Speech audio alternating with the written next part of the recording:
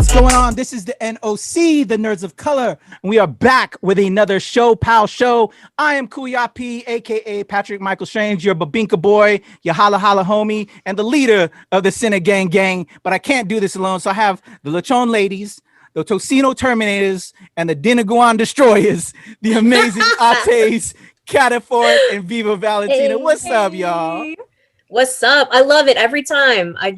More and more names. I love that. Hey, I gotta get that Filipino streetwear set up. So I gotta put all these names out into the ether so they know that it's ShoPowSho that's running these streets.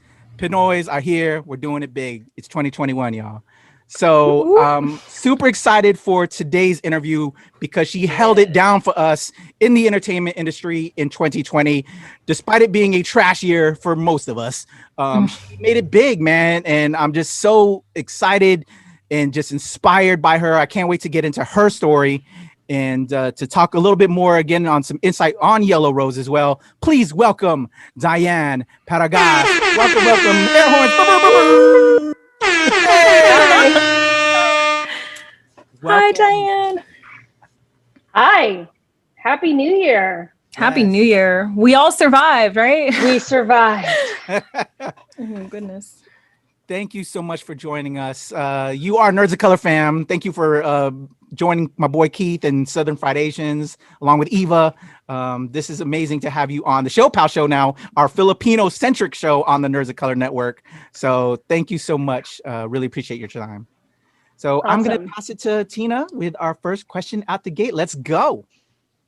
So we always want to know, where are you from? But like, where are you really from? And like, where are your parents from? Okay. All right. So as you can imagine from watching Yellow Rose, I grew up in Texas. So I grew up in a small town in Texas, kind of like Rose. And my parents came from, my mom was from Manila and my dad was from Baguio. But they met in medical school in the States. So they're both doctors and they met here. And then we went back to the Philippines and came back to the States when I was about 3. And we ended up living in Lubbock, Texas. Oh, wow. So my parents were fleeing martial law, and that was one of the only places that would take us, fleeing Marcos and all the crap he was doing in the Philippines. And so my dad had a medical student who was starting the medical school at Texas Tech, and they petitioned for my family. That's how come I ended up there. So it was, it was politically oriented how I ended up being a Texan. Wow. And there just wasn't a lot of Filipinos then, for sure. I still don't think there are a lot, but I spent my whole childhood there and all the way through high school. And then I went to University of Texas at Austin. So Austin, which is a big part of my movie Yellow Rose, is definitely where I learned to love movies. And it's kind of like, if you've never been to Austin, it's the one liberal bastion in Texas. So not only is it liberal, it's like hyper liberal, because it's like all the liberals go to Austin from Texas. So it's such an artistic place. And music is a huge part of Austin. And at the time I was in high school, I was in a band, and then I was a DJ in college. So music was like a big part of my life at that point. And that's what I kind of drew from when making Yellow Rose. That's really cool. I love it. I love how it's so meaningful and mirrors from Yellow Rose. So what were some of the things that you did as a family growing up as a family different from the Philippines and your parents kind of assimilating, I guess, to Western culture in a way? Early on, my parents definitely instilled us with pride of being Filipinos. So from a very young age, my dad and I and my brothers, but it turned out to be more my dad and my thing, we would make a big parole that we would make fresh from a bamboo, but big, like 6 feet diameter. And we would stick it on the front of the house. And people would be like, everyone decorated their houses and people would drive by. And everyone was always like, what is that? And we would make a new one every year. And it's one of my most fond memories of, like, particularly me and my dad. Like, that was our thing, because I guess I was the more artsy one, so I liked making it with him. And you know, we would stretch the bamboo and tie it together and then glue on the tissue, and it just was, and I always thought it was the most beautiful thing, and it's what I think of Christmas. And we just had a, you know, like we grew up learning how to cook. I can cook adobo, I can cook palabok, you know, like we grew up cooking that food with my parents. And so that was one thing they really preserved sort of our love of culture. But otherwise it was a pretty Texan thing. And, you know, unlike the character of Rose in my film, I rejected everything Texas. So in high school, I had to shave my head kind of like a mohawk, and I was in a punk band, and I wore, you know, like leather, and I just had, you know, it was just, I was that kid. I was like an emo kid. And, but it was like the reverse of what Rose is. And that's sort of how I came up with that story was, I think all the feelings I was feeling, except if she loved this place and loved the music, it would make it even more tragic. She would feel more isolated, I think, in a way. But I was rebelling against it, and I just sort of couldn't wait to get out of Lubbock, even get out of Texas. So just jumping forward a little bit, after college, I moved to New York, and that's where I live today. So I've lived in New York most of my adult life. I had a little stint where I lived in Hong Kong, but then I came back to New York. So yeah, I ended up living in New York, and New York was like my mom, who came from the big city. We would go to New York like once a year or once every other year. So it was like, because she longed to have the big city experience. So we would do that. And so I grew to love New York during those visits. It was definitely like my town. And I was just like doing everything I could to get to New York. And I still love it. I still love New York the way I did back then. Can't really see it, but we'll see. You can see the skyline of Manhattan from my house right there. Yeah. So that's love like it. You're looking straight at Manhattan. And yeah, so I have this sort of love of New York and just traveled a lot. But when I kind of started coming back to Yellow Rose, definitely more when we were actually making it, it was all this sort of romantic idea of Texas. And I think that really helped the film because, you know, I wanted it to feel like this sort of imaginary Texas that celebrates country music, and it's all beautiful sunsets and kind of like an old Western, you know, and that was a feeling. I think I have a nostalgic feeling for Texas now, and you can tell in the film. There's a sort of nostalgic love letter to my ideal version of Texas. I felt that right away. Like the first scene is them in a country bar, dancing and drinking and collecting songs on the jukebox. I'm like, this is and even good. Just the opening shots of her passing the Texas countryside and the farmland and all those quintessential American things are very romantic to me now that I live in a big city. So. Awesome. Love letter to Texas. So I want to go back again to youth and also mirroring Yellow Rose because a lot of it, as you said, you drew from your life, and that's when the best material comes out, when it's past experiences. Lea Salonga's character, who was kind of like she finally showed up after, you know, the thing that goes down with Princess and her getting picked up by ICE. I'm curious how much that reflected into your youth, because I know my mom was like the Joneses, by the way, with like the other ates and, you know, Filipino community, and, you know, there's a lot of talking and stuff. So did some of that experience, did you draw that kind of character, Lea's character, from like that as a kid as well? For sure. Story there, because I've seen it. Definitely. It's funny because I think that's probably one of the most specific storylines in the film. And some people are like, oh, you know, that's such an unusual storyline. But I think Filipinos are like, yeah, I have that deep, you know, it's sort of that person who makes it, you know, in the States and just doesn't want anything to do with the other relatives, or, you know, in her case, I don't think she was a bad person. She's in a situation where she feels trapped that she can't help because her husband doesn't want her to, or he wants her to not think about that part of life. And that's definitely something I've seen with my own family, with other families. And especially when you're isolated in a part of the country like Texas, you know, I think my relatives from California, they're all tight, you know, like they all see each other. They're in the Bay Area, and then some are down in San Diego. And so they're all together, you know, and they help each other. But when you're isolated like that, it's easy to sort of forget your other family. And so, yeah, that was something I definitely drew upon.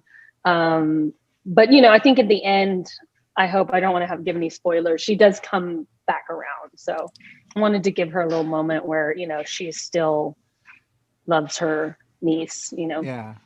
I completely did think it was interesting.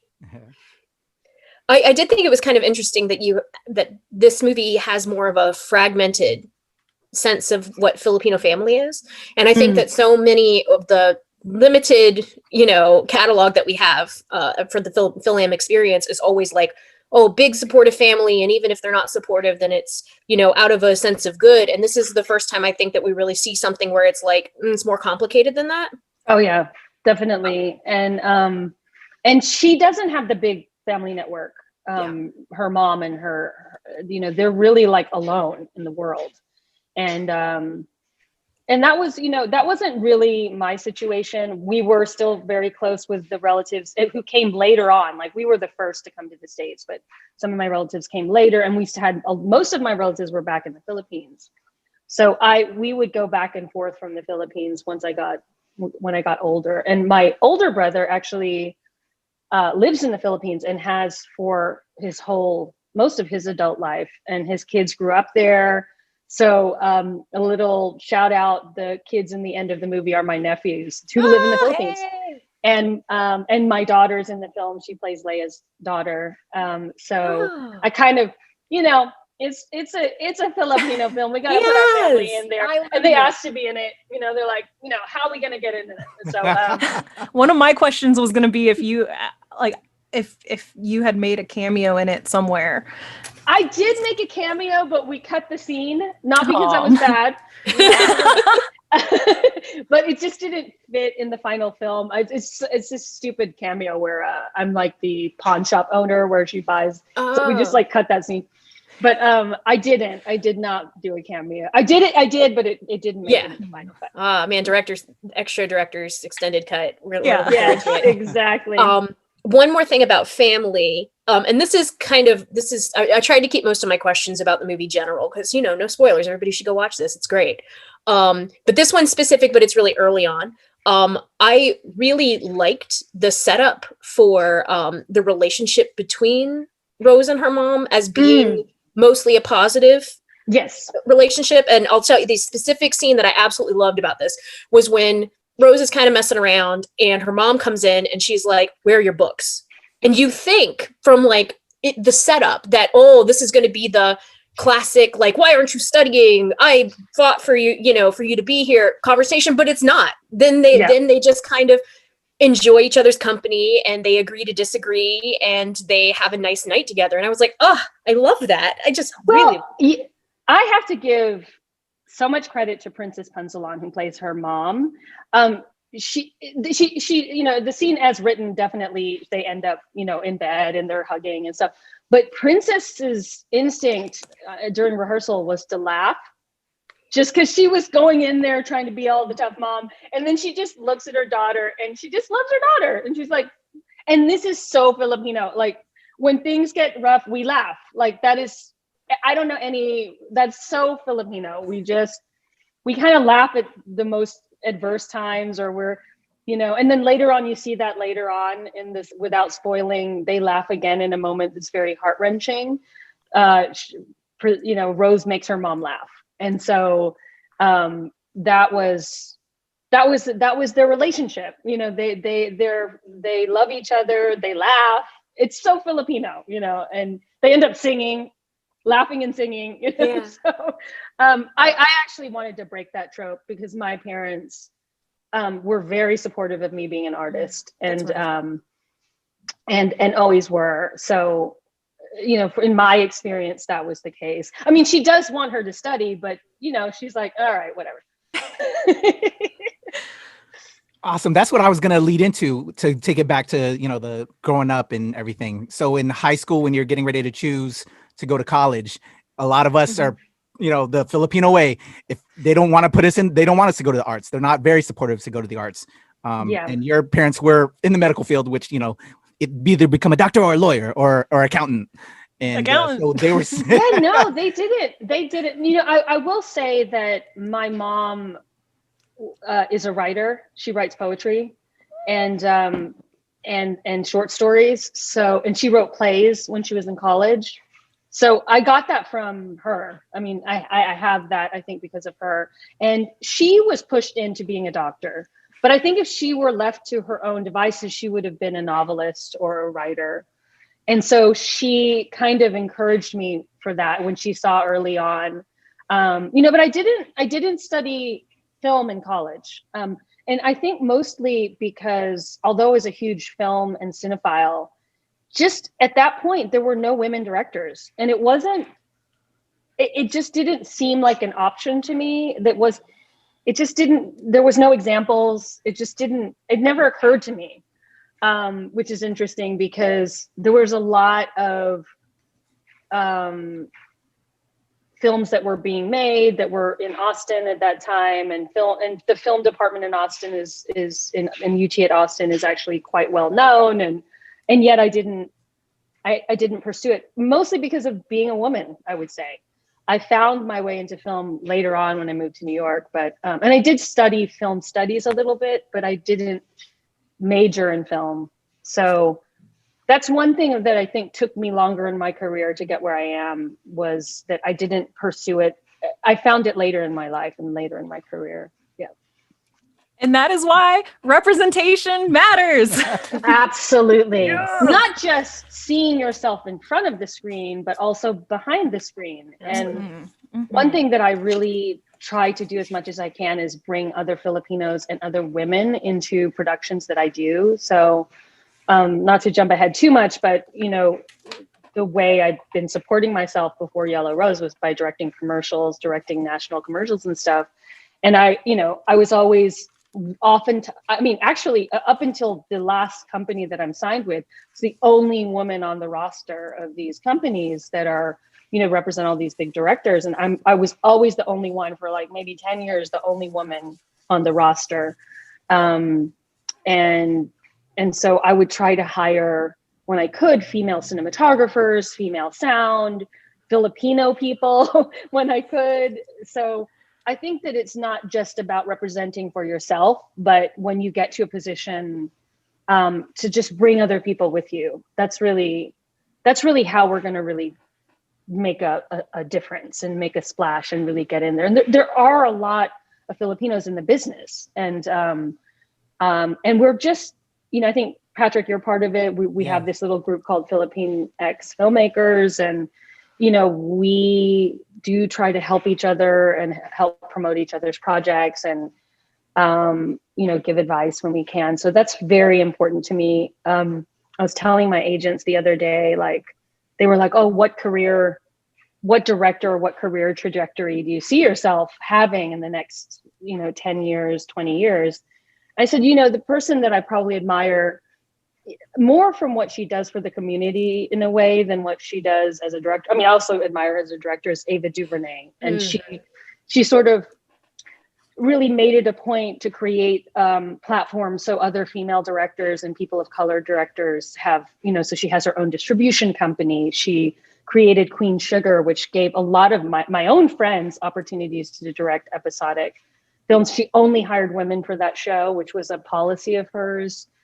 So I think that that's really important. I'm actually, it's announcing, I'll break the news here, but it's supposed to be announcing, I don't know when you're airing this, but I'm attached as executive producer and director for a pilot of a new television series for Sony Television.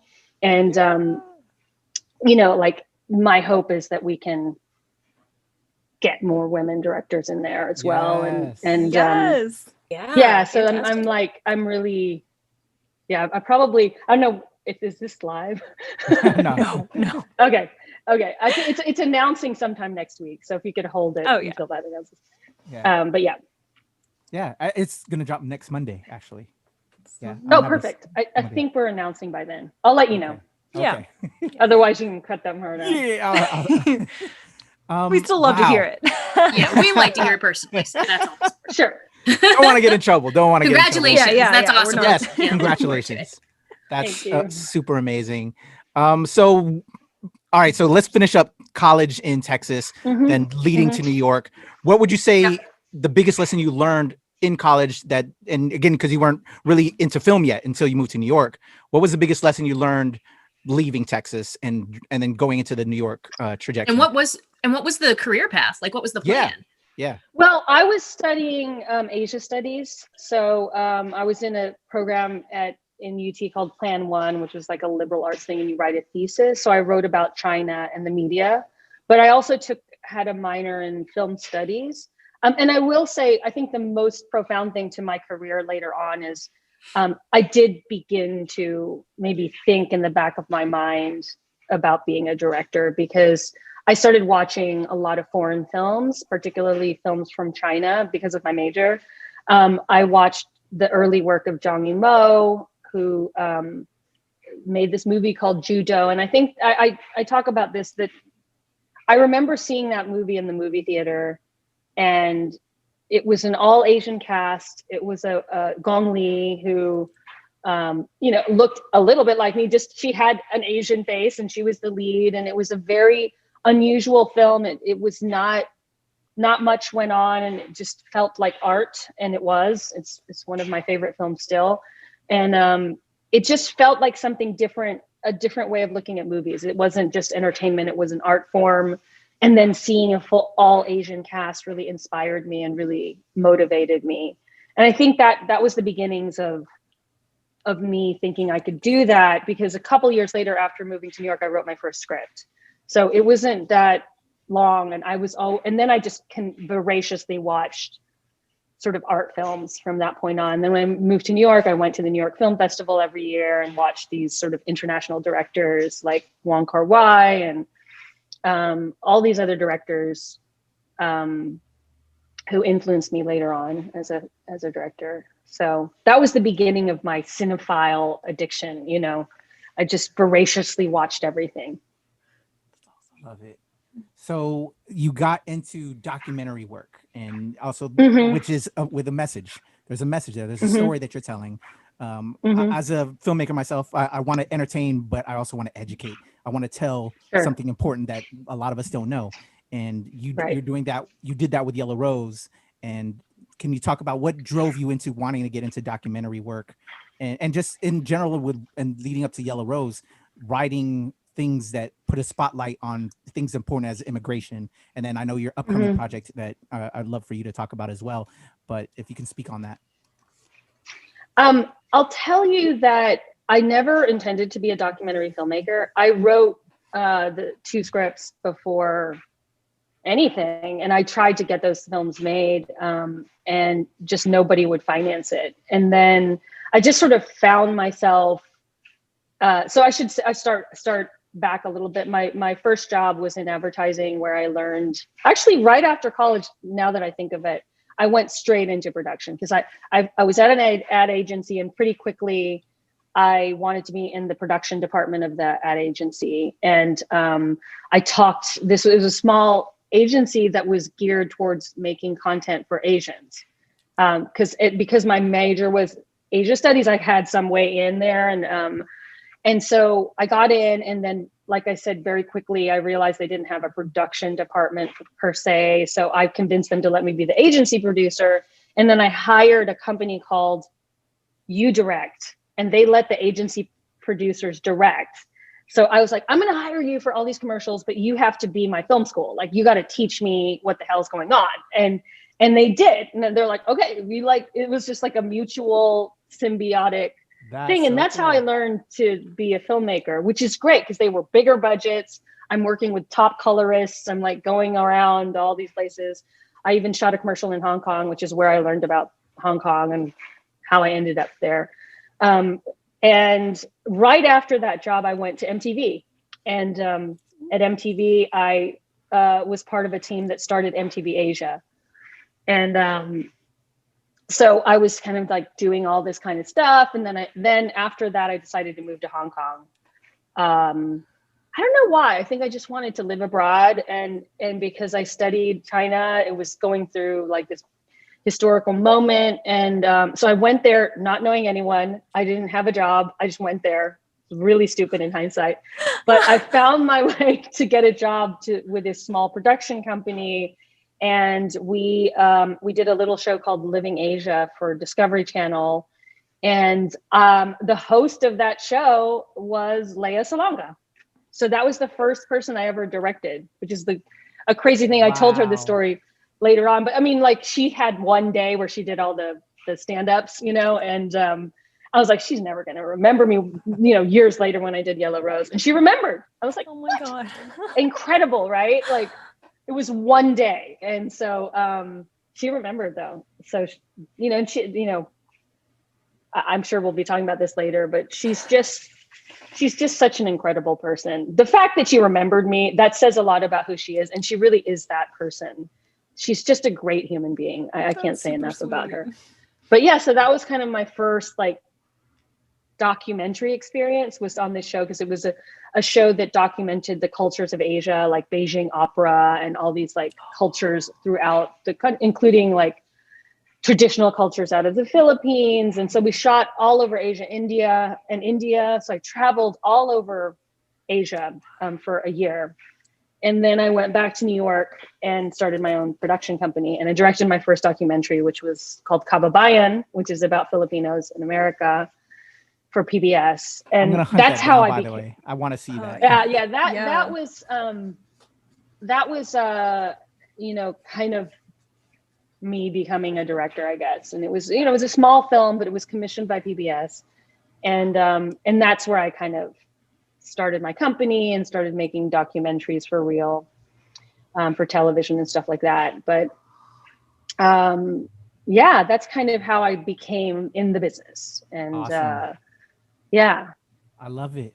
So yeah, I'm gonna hunt down Kababayan because I really want to see that. I don't know if you can find it. Looking at your IMDb history, I think what kind of helped set you on the map, which then precedes us to Yellow Rose, was Brooklyn Boheme.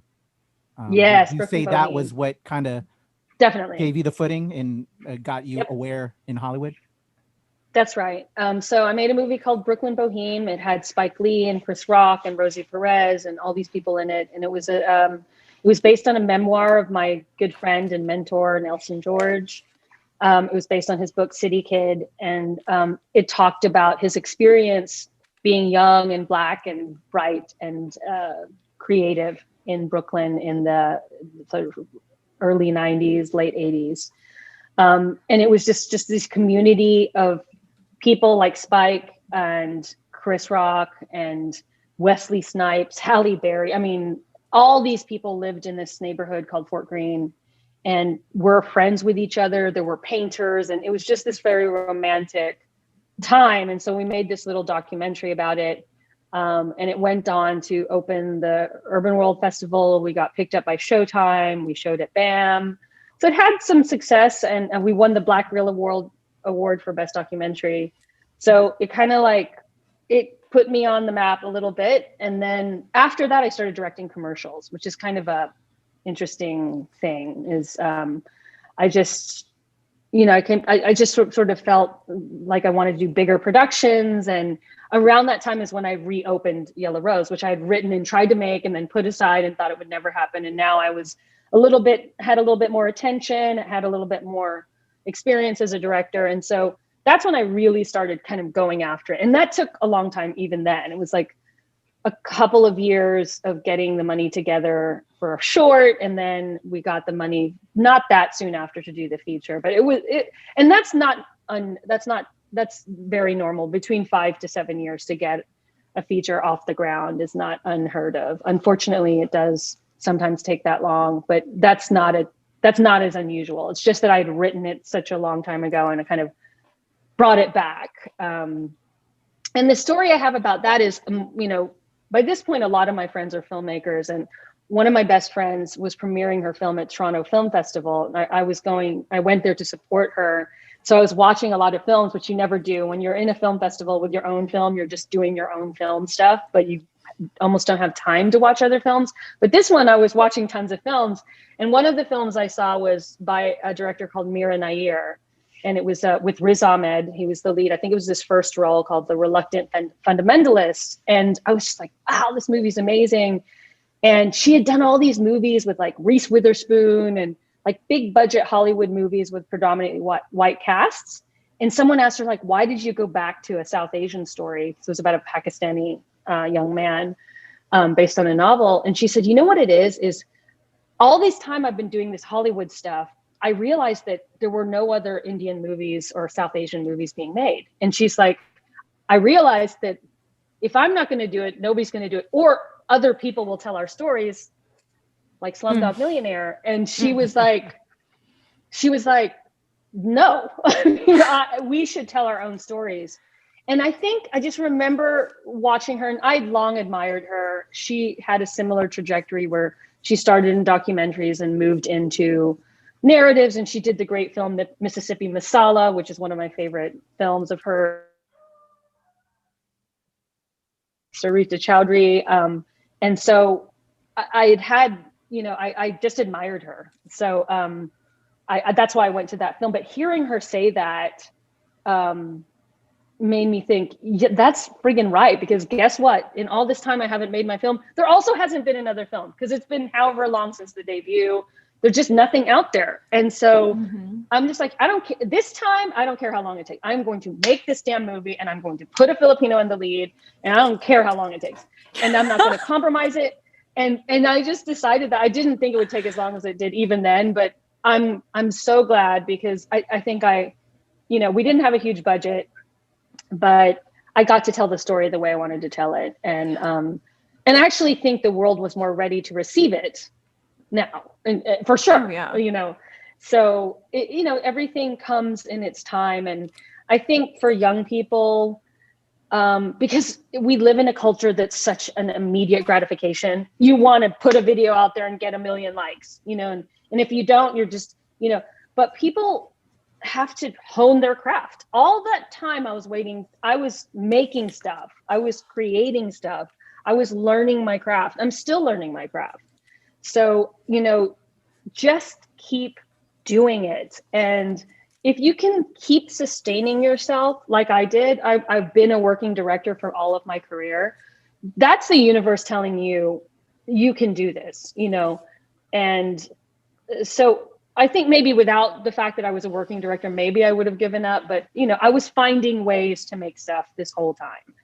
And getting better at what I do and having more of the eyes on the prize. So, I just think, and Filipinos particularly, we're like the second largest Asian minority.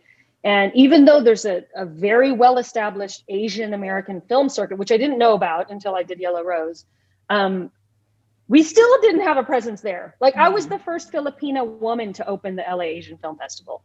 It was the first film since the debut to open the film festival, which was 18 years before. So it's like a festival that concentrates on Asian American filmmakers, and we only had 2 movies in the last 20 years open the festival. That's kind of that's whack. Mm-hmm. So it's just sad to me. I mean, it's an accomplishment. We ended up being the first film acquired by a major studio, distributed by a major studio to theaters.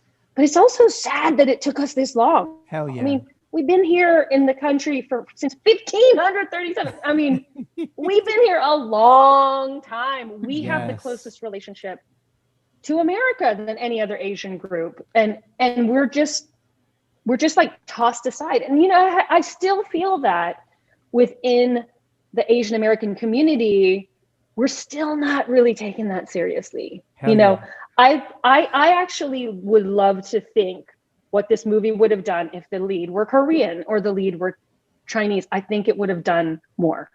You know, just like people are just, and I'm here to change that. You're here to change that. Oh yeah. But we just got to we just got to keep putting stuff out there. And, you know, it was a banner year for Filipino films. We had Isabel Sandoval's Lingua Franca, which premiered at Venice, which is one of the most prestigious festivals in the world. And, you know, was acquired by Ava DuVernay's company and Netflix. And then Ramona Diaz has her movie Thousand Cuts, which, you know, is vying for Oscars this year at and she, you know, she's been on tons of critics lists, and we just got a Gotham nomination, and, you know, and then my movie. So it's, and by the way, all female directors. So I think it's a really interesting, cool time. So 2020, although it was a dumpster fire year, it was a pretty good year for Filipino films. I think it'll go down as a sort of, I hope, as a turning point. Yes. Tell it, Diane. I hope. I'm loving it. Giving me life. Wow. Yeah. Okay, so let's get into Yellow Rose a little bit. So was Yellow Rose one of those, you said earlier there's like 2 scripts that you're trying to get made. Was Yellow Rose one of those 2? Yes. Okay. Yeah. I actually wrote another script, which I'll talk about later, which is the next film I'm doing. Oh, okay. So that's what's finally happening. Okay.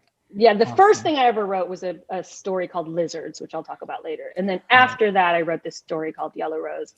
And yeah, it was kind of like I started writing the script on the advice of someone who was an actor who I was dating, and he's like, "Why don't you write about your childhood? It's such an interesting thing to be Filipino in Texas to me, you know." And he was white, and I'm like, "Yeah, but who the hell wants to see about that?" And then I thought about sort of switching the character around, and then that appealed to me, where she loved country music and she loved Texas, and that to me was an interesting, you know, jumping off point for the script.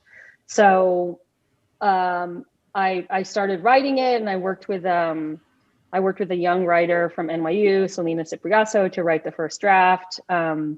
And then I sort of tried to go out with it after it was done, and it just, you know, like I said, I did get interest from a couple of producers, but they wanted me to change the lead to like Chinese or Mexican or something. And I'm just like, no, I'm not going to do that. So I just kind of put it aside, and I did all the other stuff I talked about, and then came back to it, like when I came back to it. But it was, you know, it was something where I wanted to write about my growing up in Texas. And it started from that point. I loved this idea of a Texan country music enthusiast immigration story. It's like, it seems as like these dichotomous things. I just loved that juxtaposition. Can you talk a little bit about like what that came from? Or what that I mean, for whatever reason, and this is the creative process, it just went together for me. I think just being Filipino, being an immigrant is just part of who we are. We all got people we all know people who are TNT. We all, you know, most of us have some kind of family that's in a situation like that. So it just was a natural catalyst. And, you know, Alfred Hitchcock talks about this thing called a MacGuffin. And that is when you have an idea of a scene, and then you hang an entire film, you kind of write to that scene. It's like the seed, the spark of creativity. And for me, that scene, which was in the very first draft, was the scene when her mom gets arrested by ICE, and she flees, and one runs off into a field and the other goes into a prison. And they are both entering a type of prison. And it was always intercut the way it was. So that scene was in there from the beginning. And that to me was, I want to see what happens to these two characters. And it seems like an impossible situation and a horrible situation. And, you know, writing that scene 15 years ago and having it be so much worse in a way now, there's got to be some kind of divine providence in there, because I feel like the film is needed more now that Trump, during his administration, demonized the immigrant. And I thought this is an opportunity to restore the dignity of what immigrants really are, which is just families trying to do the best for their kids. And particularly the kids who it was not their decision to come to this country. It was not their choice. So, and yet they are as American as anybody.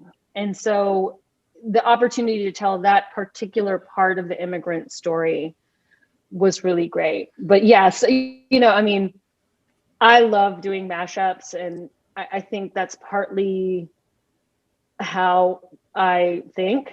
But I like that it was an immigrant story that was a Texan girl. I think that's why it works for me. Yeah. Oh yeah, I thought it was very effective. It was very fresh. I loved it. I love the movie. But I did have one more follow-up question.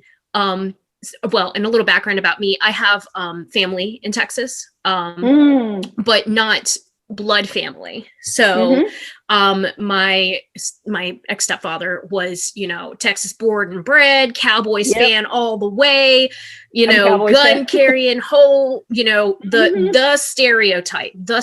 And when I watched this movie, I was like, wow, because we definitely butt heads politically in some other ways, you know, and I was like, wow, I actually think this is a movie that would appeal to both of us in a weird way, but for different. And you know what? Yep. That was the secret sauce, in my opinion, is that I wanted to make a film that played in the red states. And what's ironic about it is that's the only place that was open during the pandemic. So that's where it played. Worked out. It did not play in LA and New York, where we would have, I think, had a much better reception. But, you know, it's interesting because I did get some shit from some certain critics about white savior. And I just want to address that head on because I, you know, my feeling about this was I wanted to make a classic film. I wanted the film to speak to the four quadrants, but also the two parties about all of America, that you would relate to this character just from the humanity of what she goes through, and because she is such a person you should root for.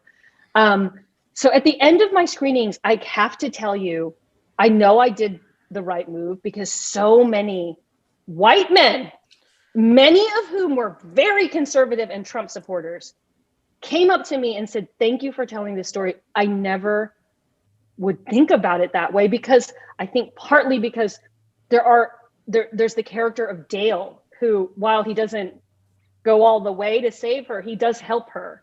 And that gives them permission to look at that story and have an entry point to somebody they can relate to in the story, who's not being a dick. And so that to me was on purpose. And, you know, say what you will, I defend it, because in the end of the day, now that you two have, everybody's seen the film, she doesn't end up getting, she saves herself, you know, like she is alone and does her own shit by the end of the film.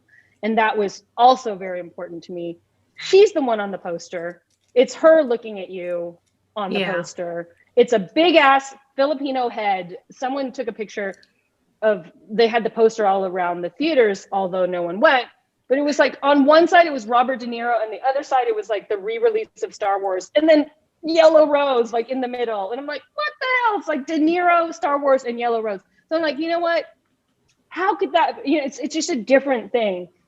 White Savior is Blindside, where the story's about Sandra Bullock, you know what I mean? And she's like helping the black, this is, or Green Book, you know what I mean? Like, this is not, the main character is Rose, and it's her story. It's her perspective. It's her going through stuff. And, you know, this issue of also, I think a theme in the film that I really wanted to explore was empathy. You know, it's like, to me, that is the greatest quality of Americans. And, you know, as divided as we are right now, when it comes right down to it, when you're in the face and there's a kid who needs your help, a lot of people would help out. And there's an implication that some of these characters are conservative in the film.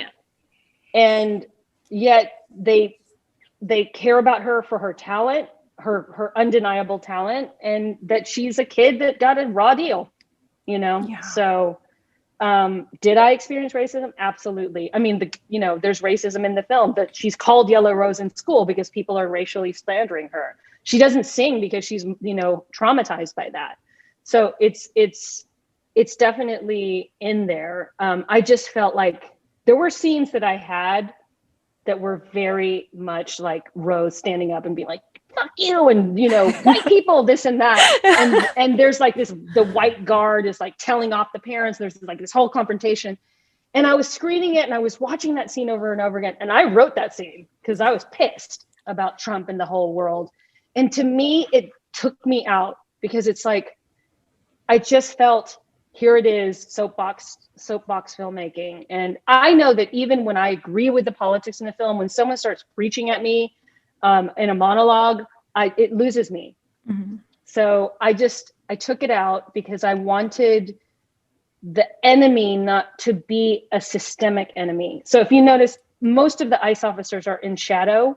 I didn't show their faces. Did you see the back of their thing, a gun? They're like running. Yeah. They're in the dark. It's and really the only faces you see are the faces of empathy, without giving away anything. So, movies have the ability to call on our better angels. And this type of movie is, I wanted to make a classic Hollywood coming of age, Star is Born story, but with a twist. And I was very conscious that I wanted this to appeal to a broader audience. And also because the purpose of the film from an artistic level was to make a country song into a movie. And a country song, in the end of the day, especially the good country songs that tell a story, like Coat of Many Colors, it's at one point I called the film The Ballad of Yellow Rose. And that's really what it was, is that it's the story. You could tell her whole story in a song, which we kind of do in Square Peg and Quietly Into the Night and I Ain't Going Down. That's her story in songs. And so I wanted it to be simple. I wanted it to be authentic.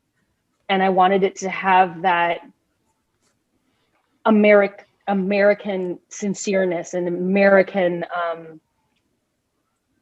I guess, authenticity, that earthiness that is America, that compassion that is America. And so, that's what I did. Awesome. No, I love that. I did note sort of the significance of white male influence on the movie. Yeah. And that was something that at the beginning I was kind of like, where are we going with this? But I have to say that by the end, I totally saw the journey and I was really like, I felt it. I was, very pleased. And I definitely felt like it is Rose's story. Like that is what I was.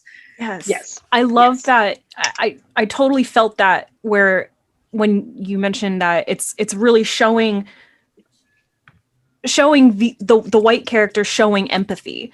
Yeah. And that's so important for the white audience, because even like the first thing that Dale had said to her, it was from someone like you, or like that's an interesting, perspective from someone like you. And it wasn't like, from someone like you. It was like, from someone like you.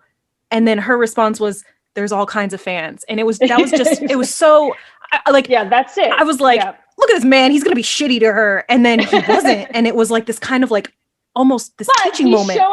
He's showing his redneck background, he has some redneck ideas, and that's to be expected. And, in the end, he becomes her mentor. Right. So, and I was like, I thought it was going to be this, like, again, this shitty experience. And it was actually like, okay. Yeah. We're going to build from here. Yeah, exactly. Exactly. Yeah. And I even wrote, like, I'm watching the movie and I'm like writing down notes and I'm like, oh, look at this magical white bar lady. Like, that's so nice. I was like, look at her. And it was, I have to give a shout out to her. Name's Libby Villari.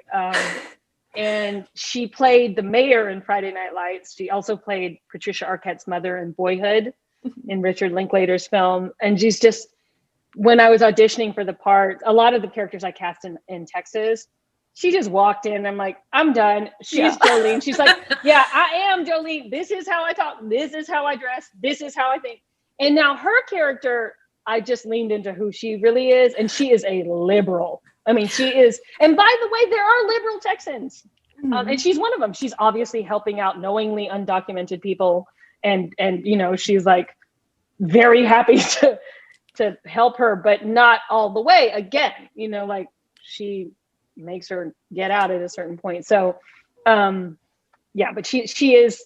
I just love that character, and I love Libby, and yeah, she's great. And you know, again, like I did a Q&A in Arkansas at the Bentonville Film Festival, which, by the way, the Bentonville Film Festival, which is run by Gina Davis and is sort of one of the bigger festivals that promotes diverse filmmakers, was won 2 years in a row by Filipino films. I won last year, and Isabel Sandoval won this year for Lingua Franca. So they awarded back-to-back Filipino films. So I'm like, okay, I'm just saying, we got some talent over here. Anyway, yeah, she's fantastic. And, you know, I mean, that's the thing. It's like with these stories, I mean, it's sort of a tall tale, you know, in a way, but not. It's actually grounded in realism at the same time. But there are these characters that I wanted to, you know, I always like films where you can like all the characters, you know, even if they're doing bad things, you relate to them. They're more than one-dimensional characters. So that was important to me. Love it, love it, love it. Wow. Wow. All right. So Yellow Rose, we love it, and it deserves all the awards, and we're hoping, you know, with some of the upcoming award shows, we're gonna deliver you more, because you deserve it. Thank you. One of the things that, you know, as a Filipino filmmaker, and, you know, and loving that representation, and you got that out there with telling the Filipino-American story with Yellow Rose. One of the things, you know, learning about my history, because we weren't taught our history, and that's part of the reason why we're doing ShoPowSho, is to learn about our history. I've been diving and researching. I want to make, for me, looking at Filipino history, I want to remake, well, not remake, but tell the tale of the Battle of Mactan. That's like one of my big goals when I can get a budget and all of that. Are there any stories from the Philippines that you've, in your own research and learning your own history, that you want to tell? I'm just kind of curious in regards to that. Because there's a ton that I would love to recommend you and see you do, because you tell stories so well. Just anything for you. This is a good segue. What I have been writing since the pandemic, and I'm happy to say I finished the first draft, which will be presented to a lot of people just this week, is a film called Lizards, which was the film I was telling you about earlier. And it is set during World War II, Japanese occupied Philippines during World War II. And it follows the journey of a young girl whose name is Mati, who's a very dark-skinned girl born into a very mestizo family.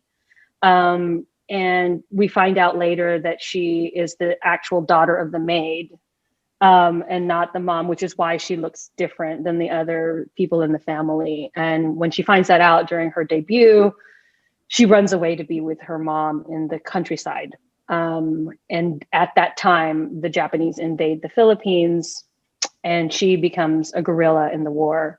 All this time, starting from when she's a little kid, she has this magical lizard, it's the butiki, these house lizards that are all in the Philippines.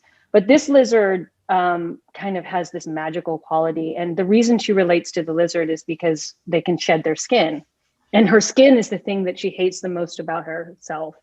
And so she loves this lizard. And then throughout the film, you see this relationship with lizards. That's why it's called Lizards. It's sort of a metaphor for our colonial past, of all the people who taught us to hate our skin and to hate the thing that is fundamentally Filipino. So it's about colorism and all that. But during the pandemic, it was really difficult to write. So it was just so depressing, and it's something I kind of picked back up and was reimagining. So really early this year, I just found myself writing music for it because of Yellow Rose. Music has come back into my life, and it's always been part of my life. I sometimes write score to help me think about scenes, So I started writing score, and then I started writing songs. And then I just started thinking about it because it has all these different textures, that what I was writing was an opera, but with pop music. So it is a pop music opera. I love it. And, a popera, if you will. A popera, and it's called Lizards a Popera. It's actually called a popera. Yes, I love. So it is called the popera. So that's the title, Lizards a Popera, and that's what I've been writing. So it's about the war, and do we need another World War II film? Yes, because not that many are told from the Asian perspective, or the female perspective, or the Filipino perspective, where almost 1 million people were murdered and killed under the American flag. So this is an American story, a Filipino story, a historical story, but told with this audacious, very audacious thing. Like, I'm writing scenes. This is one of the things I always like to do is, like, I wrote the scene for Lea Salonga. I wrote that part for her, and I got her. So I'm writing a part for Bruno Mars, and he's sort of the chorus. So he's a radio DJ, resistance radio DJ who lives in the jungle. And he's who tells the story of the war through these like underground radio reports, but done like with Bruno Mars style afro with the glasses and stuff. So that I've written a part for him. So it's that kind of movie. It's very, very cool. I want to watch this movie. It's so a very bad. different war movie. It's a very different musical. And like I was saying, how I love mashing up stuff.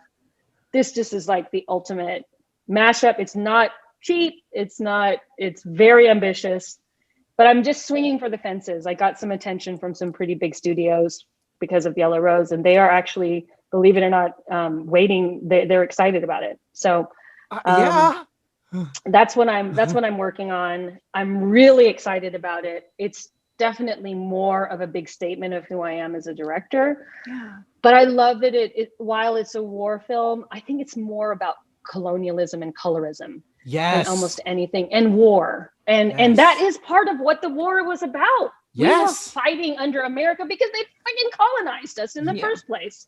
So, and the hatred of her skin is because the Spanish came in for 500 years and taught us that mestizo is like the only standard of beauty or worth. And so the story of Mati is the story of the Philippines. She's a metaphor of us coming into our own and becoming an independent country through this horrible, horrible chapter in history.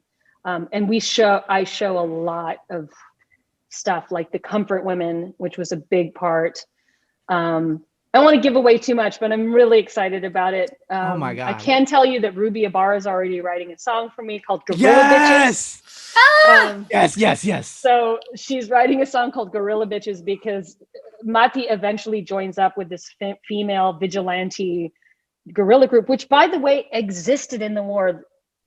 Filipino women were guerrilla soldiers, shooting people, cutting off people's heads with bolos. I mean, they were badass women. And that's a big part of the film, is like this troop of women that kind of come together. And we learn about the history of the guerrilla warfare, which was using sort of ancient fighting techniques of Filipinos. So it's a big history lesson. I would say this is my Hamilton.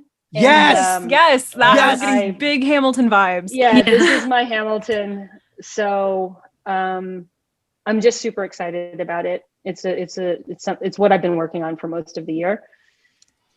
Yeah. So yeah, Filipino history and sort of putting it out there is very important to me. And I think what I learned from Yellow Rose was that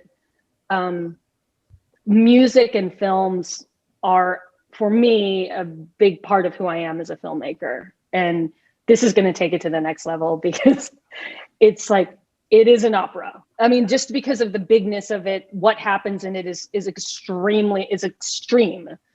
And there's sort of sequences of magical realism, and there's sequences of brutality of war combined with like love songs. And it's just like this audacious explosion of a bunch of shit that happens. But I'm really excited about it. If you can't tell, I'm very excited about it. We are so hyped to hear about it. Yes, I need this in my life. Like anything I can do to help support. I work for free, man. This is amazing. Never say that. Never say that. Hey, I'm just saying though, because like my culture means everything. Know your worth.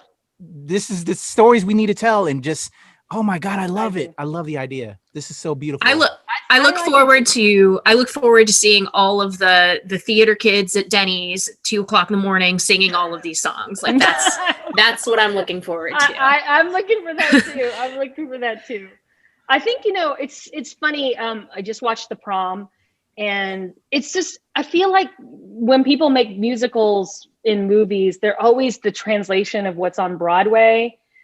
And like, I want to make something from the ground up that's intended for cinema, that is not something. And, I love the way Lin-Manuel presented Hamilton, because he just showed the show. And that's the right way to see it. It was like, you got to feel like you were watching the stage show. But there's a difference from, from making something that's intended for film. And so, I mean, it just sort of clicked in my head, like, I'm going to make an opera. But with pop music. So I was like, that's what this is. I just like made that decision. So that's what I hope will be my next film. I am attached to do another film, or two other films, but one is with Scooter Braun producing, and this guy Eric Feig, who was the president of Lionsgate, and he started his own company called Picture Start. So I'm doing a film with them that we've been working on for the past couple of months. I don't think I can say the star, but you'll know him. He's amazing. And another project with Atlas Entertainment, who did Wonder Woman. So that is that's a heist movie with Ella Balinska and Garrett Hedlund are attached. Awesome. So but those are, as the Hollywood business, especially with COVID, who knows what's going to happen, but I am attached to direct both of those films. So I definitely, and of course in both of them, I'm like, we got to put some Filipino characters up. It's just like, it's going to happen, but I'm like, you're not going to hire me and not have Filipino actors in there. Mm-hmm. So it's going to be in there somewhere. But, I some of my favorite casting is when casting is colorblind, where it's not, it's just, it's a Filipino actor. So I'm holding true to my own promise, and that is to just help where I can and shine a light on Filipinos where I can, when I can. Yes. Awesome. We look forward to, we absolutely look forward to everything that you're going to be doing coming up. Mm-hmm. So I think we just have one last thing that we always like to close out with, and that is our umbrella is the Nerds of Color. And so we always like to ask, what are you nerdy about? If I asked you to give a TED Talk, what nerdy thing are you just passionate about? You just love the bits. Nerdiness, definitely. I'm like a total camera nerd. I'm one of those people that watches all the camera stuff and the gimbal stuff and the drones. And I'm a super nerd when it comes to that. In fact, Brooklyn Boheme was one of the first films to use a drone in the film. In fact, it was prior to anybody, DJI, coming out with any of that stuff. So this dude made this drone from parts, and it was about this big, and it was just like duct taped together, and we stuck a camera on it. And we were flying that thing down Flatbush Avenue, and there was no regulation. So I mean, there's beautiful shots. But when we premiered the film, I was sitting next to, this sounds, I'm not name dropping, I was sitting next to Spike Lee and Chris Rock, and we were watching it, and he was like, "What is that? How'd you do that shot?" Because there's one shot at the very end where it follows the character, and then it comes up, and then it keeps going up and up and up, and then flies out. Now everyone knows that's a drone, but back then, even Spike Lee didn't know. And I said, "Sir, that's a drone." And I'll tell Spike Lee about drones. That's awesome. One of my favorite moments of my movie life, which is telling Spike Lee what a drone is. Oh, I love that. So that was that's cool guerrilla moment. filmmaking. Yeah, that's guerrilla filmmaking. It was guerrilla, but in hindsight, I was like, we were flying over children. I mean, with this we're just thing that was duct taped. I was like, In hindsight. Yeah, it's so funny because we got the park ranger to let us shoot it, and she was like, "What is that thing?" And so she's like, "Okay," but now, camera. yeah, watching those shots now, I'm like, "Ooh." Yeah, you can't. I don't think you can even fly drones anymore in New York. So I think it was like camera drones. You can't fly them over where we were flying them, which is major streets. They wrote regulation for that. They wrote regulation like that girl's not going to be doing that shot anymore. That's the last time. Yeah, that's true. Probably, I don't think you can do that shot. If you watch Brooklyn Boheme, take a look. It's the final shot. Of it. Wow, that's history right there. Right? Yeah. Right there. You're going to be in a filmmaking class somewhere. Yes, I know. But I love that I had to explain a drone. And then I introduced him to the drone operator who was African American too. And I think they worked together. I think they may have ended up working together. So that was a cool moment. That's a proud moment.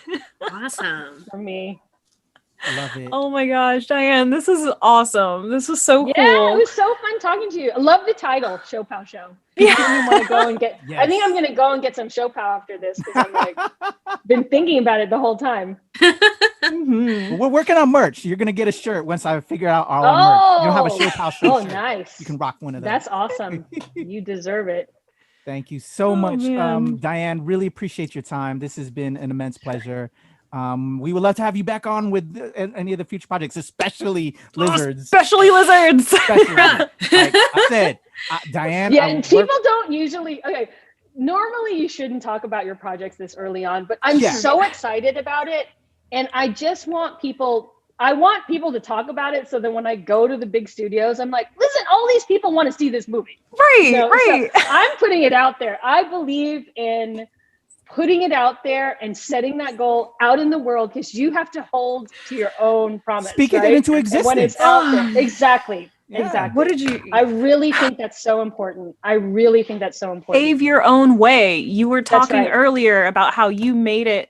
Like you got that production company in your first job. Like you paved your own way. Like this is gonna happen. It's true. I mean, I think when you're younger, that's what you have. Like, I don't have that anymore. I am beaten down by the business. But back then, all I had was like, I'm gonna make movies and I'm gonna do this and thinking I was whatever. And that's what you have when you're younger. And that is a good thing because that's what propels you into having the audacity to think that you could do something.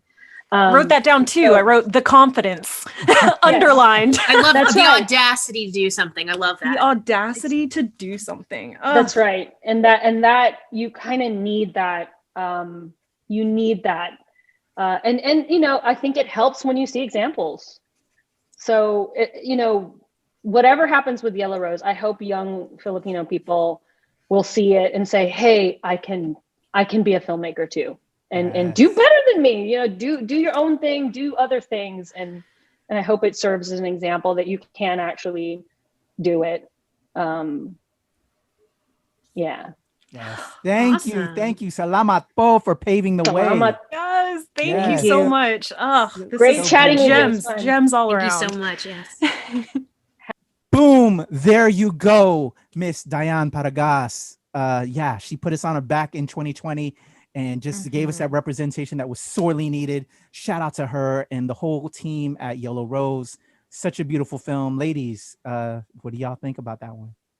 I loved it. I thought it was a great movie just in general. And then the fact that it was so Filipino centered, that it really challenged a lot of like assumptions about Filipino communities and about, immigration myths, especially for something that has to do with like Filipinos and Asian Americans, we're always held up as this like bullshit model minority. Like we're the good immigrants, we're the hardworking immigrants, and for them to be like, look at what happens to everyone be under the way things are right now. Like I thought that was just wonderful. Yes, Kat, I wrote that down. Like when her mom was getting got, I wrote down safe immigrants. I was like, look what's happening to us safe immigrants.